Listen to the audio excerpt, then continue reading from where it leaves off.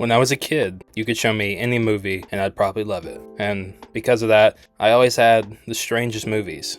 Major Chip Hazard reporting for duty, sir. Wow, voice activated. You're enormous bugs! Fascinating, isn't it? A wondrous civilization. I mean, The Dark Crystal is one of my top favorite movies. If you know, you know, and if you know, then I want to be friends. I remember getting to go to our local video store a lot and just picking up random movies I knew nothing about and taking them home, just, hoping that I'd love it. One of those movies was The Neverending Story 2. Of course, this cover is going to stick out as a kid. There's so much going on, and the fact that it's a fantasy movie will always get a kid's attention. I took it home that day, and I loved it. And you might have caught that I said it was The Neverending Story 2 that I took home. If you saw the title, then you know we're talking about the first one. I watched the second one first, and then later I watched the first one second. Jesus, that sentence is confusing. The movies follow a similar set of events, though. In the first movie, the main character is a kid named Bastian that recently just lost his mother, and his father has become sort of detached because of it. While being chased by bullies one day, he runs into the bookstore and takes home The Neverending Story. The next day at school, he takes the book to the attic and begins to read. In this story, the world of Fantasia and all its inhabitants are put in danger when the dark force called the Nothing sweeps the land, destroying everything in its path. The hero, Atreyu, is sent on a mission by the childlike empress to find the cause of the Nothing and put an end to its destruction. During his quest, he's pursued by a creature named Gmork. It's a werewolf, and he's a servant of the Nothing. Gmork's main goal is to kill Atreyu so the Nothing can continue its destruction.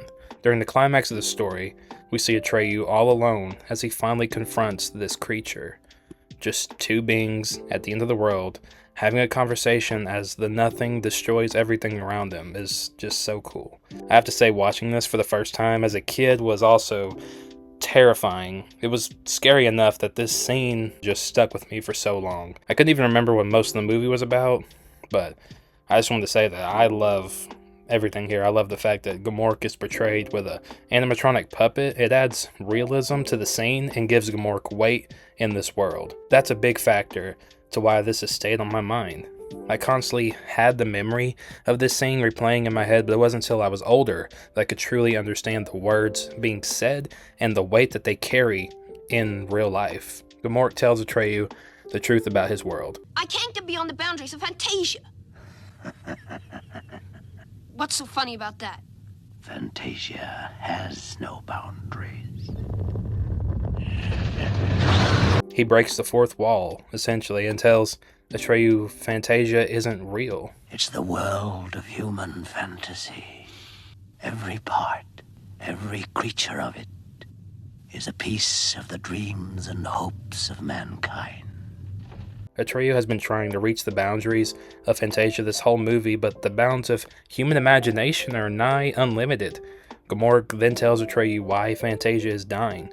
We learn that the Nothing is despair incarnate, basically, and it's a darkness that consumes all, and Gmork is its willing servant. When asked why this is happening, Gmork says this. Because people have begun to lose their hopes and forget their dreams. This scene is when we snap out of a children's story, and it feels like we're being given a lesson, like an important one at that. Fantasia is dying, and humans have begun to dream less and less. Fantasia represents the hope that we all have and the childlike wonder we all once had. With Fantasia's boundaries being endless, it represents the ever-expanding imagination we all should have, the childlike hopes and dreams that fuel this world and make it as wonderful as it is. With the Nothing being despair incarnate, we see the parallel to real life. And that's how, when we become adults, we lose that childlike wonder and we begin to dream less. When you start to become jaded in your adult life and you have to shed that child version of yourself, we see in the Nothing destroying everything that was once good and reducing it to darkness that's basically what happens to us. Gmork in his existence symbolizes that people in life that get you to that point of darkness and take advantage of it, especially with the line, people who have no hopes are easy to control. And whoever has the control has the power. I know a lot of people link this line to politicians and how they use our hopes and dreams against us for greed and their own power, and I certainly see that point of view, and I agree with it. I love the simpler approach, though. There will always be someone that benefits from you losing your hopes and dreams. They themselves are already in darkness and drag everyone else in with them. Gamork even works with the nothing at the expense of his own life. It just goes to show you that the people wanting control and power aren't safe from the destruction that they aid in. Without getting too much into this, it can also be linked to politics as well, whether it's intentional or not. This is just a fantastic analogy that the author used to spread this awareness in this time when this movie came out, and unfortunately, it still rings as important today. Gamork being despair and Atreyu being hope is beautiful and brilliant, and in the end, hope wins when Gamork, finding out who Atreyu is, tries to kill him.